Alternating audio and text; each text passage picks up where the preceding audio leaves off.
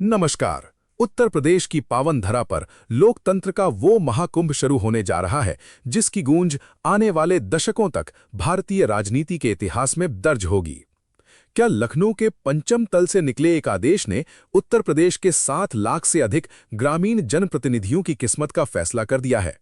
मुख्यमंत्री योगी आदित्यनाथ ने यूपी पंचायत चुनाव 2026 के लिए जिस महायोजना का अनावरण किया है, उसने दिल्ली से लेकर लखनऊ तक के सियासी गलियारों ने एक अभूतपूर्व हलचल पैदा कर दी है।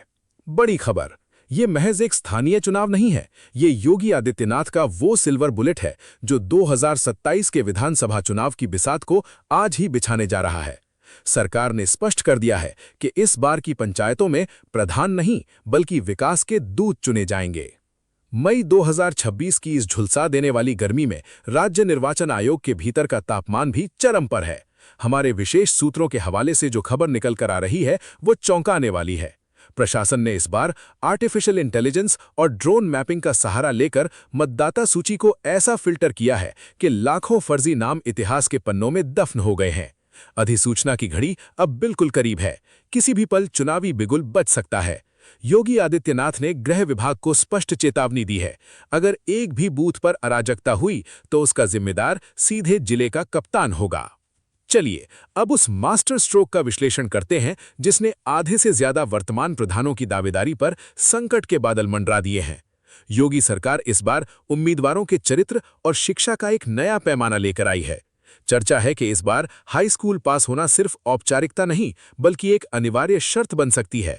लेकिन इससे भी बड़ा प्रहार उन पर है जिनके खिलाफ गंभीर आपराधिक धाराओं में चार्जशीट दाखिल हो चुकी है। मुख्यमंत्री का विजन साफ है, गांव की संसद में अब बाहुबली नहीं बुद्धिजीवी बैठेंगे। अगर आपके पास शौचालय नहीं है या आपने गांव की चकमार्ग की 1 इंच जमीन भी दबाई है तो आपका नामांकन पत्र रद्दी के भाव बिकेगा। इस बार का आरक्षण रोटेशन कोई साधारण प्रक्रिया नहीं है, ये एक सामाजिक क्रांति की शुरुआत है। पंचायती राज निदेशालय ने इस बार ब्लॉकवार के बजाय जिलावार डेटा को आधार बनाया है।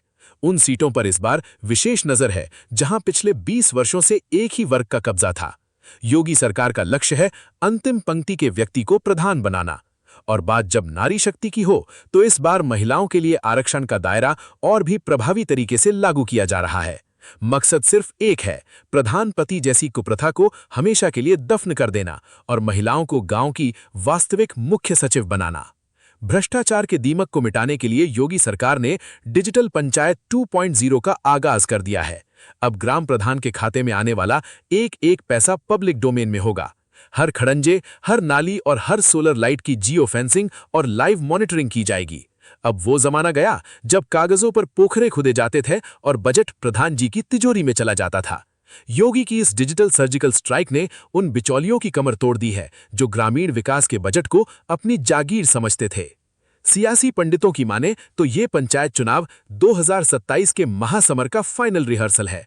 भारतीय जनता पार्टी अपने बूथ विजय अभियान के साथ गांव-गांव में राष्ट्रवाद और सुशासन का झंडा बुलंद कर रही है।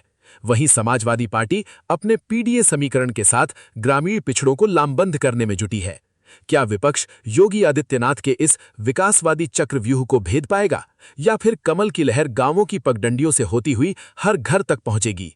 ये सवाल आज यूपी के 15 करोड़ ग्रामीण मतदाताओं के जहन में है। हमने जब यूपी के गांवों की चौपालों का रुख किया तो एक नया बदलाव नजर आया। आज का ग्रामीण मतदाता अब जाति से ऊपर उठकर जवाबदेही मांग रहा है। युवा कह रहे हैं, हमें वो प्रधान चाहिए जो हमारे गांव में लाइब्रेरी बनवाए, न कि वो जो सिर्फ शराब बांटे। बुजुर्ग कह रहे हैं, हमें सुरक्षा चाहिए, हमें सम्मान चाहिए। क्या आप तैयार हैं अपने गांव की नई सरकार चुनने के लिए? क्या आपका गांव बनेगा उत्तर प्रदेश का अगला सेल्फी विलेज या स्मार्ट विलेज? नामांकन से लेकर परिणाम तक और हर एक वार्ड की सबसे प्रामाणिक और निष्पक्ष रिपोर्ट के लिए हमारे साथ जुड़े रहिए। सच्चाई का आईना और जनता की आवाज, यही है हमारा धर्म। हम दिखाएंगे आपको यूपी पंचायत चुनाव का वो चेहरा जो न्यूज चैनलों की चकाचौंध से दूर गांवों की जमीनी हकीकत में छिपा है। देखते रहिए उत्तर प्रदेश की अब तक की सबसे बड़ी चुनावी कवरेज। जय हिंद, जय उत्तर प्रदेश।